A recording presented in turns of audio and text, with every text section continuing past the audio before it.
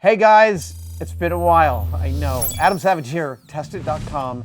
And it's been a while because I've been in heavy production on a brand new show for the Science Channel, which I can now finally tell you is called Savage Builds. 8 episodes.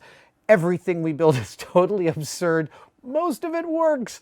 Some of my collaborators were incredible, but that's not what I'm here to talk about.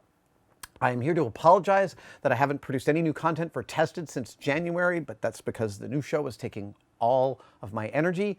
But we're wrapped now, so I'm coming back. I'm going to ease into making more videos for Tested slowly with a little bit of a show and tell. You will get a one-day build soon, I promise. All right. So, show and tell, computer technology. That's what I want to talk about today. I've covered on the site before how much I love the Kirsch mechanical computer, often called the pepper grinder.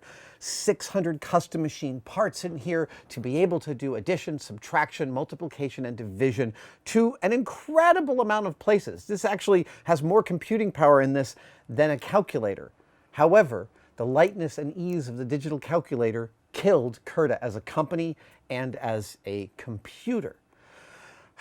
But computing technology, history of computing, the idea of binary, these are, I think, still to a lot of people, abstract concepts. And they were made concrete for me by reading an amazing book called The Soul of a New Machine by Tracy Kidder. It walks you through the development of an early desktop computer. And it was the first time I understood that when you hear binary, you need to think a switch with 2 states, on or off, or 0 and 1.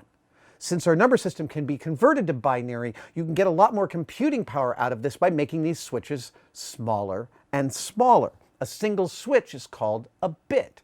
It is a thing that holds the information of whether or not it's in a 0 or 1 state. And this is one of the earliest bits. This is an IBM Vacuum Tube Bit from the mid-50s. As you can see, it's got a little plug at the bottom so it can plug into the computer. And man, it would take a lot of these to actually do any useful computing. And especially if your computer had difficulty to repair the memory, you had to go 1 bit at a time. Oh, IBM was very proud of this technology.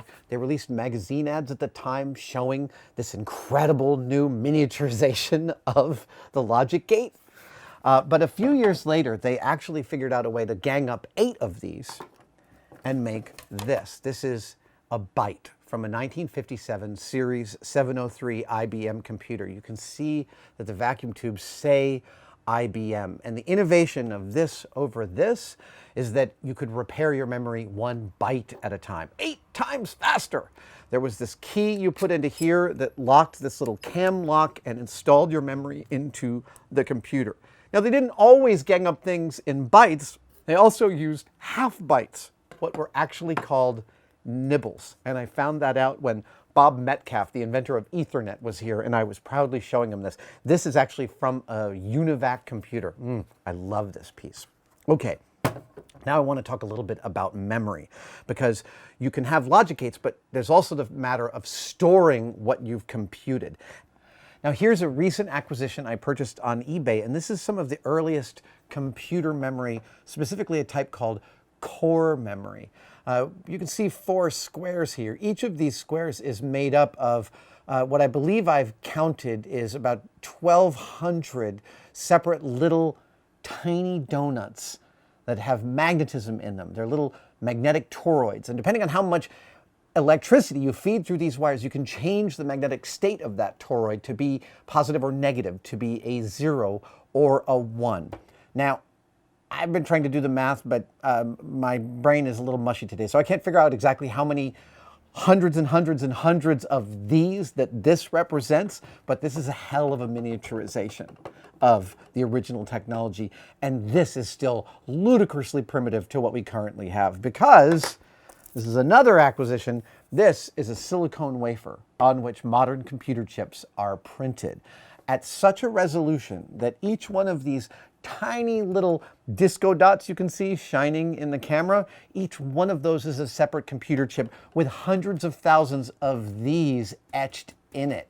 Yeah, that's the level of miniaturization that we have gotten to. And I love the story that objects like this tell about how far we've come in our ingenuity.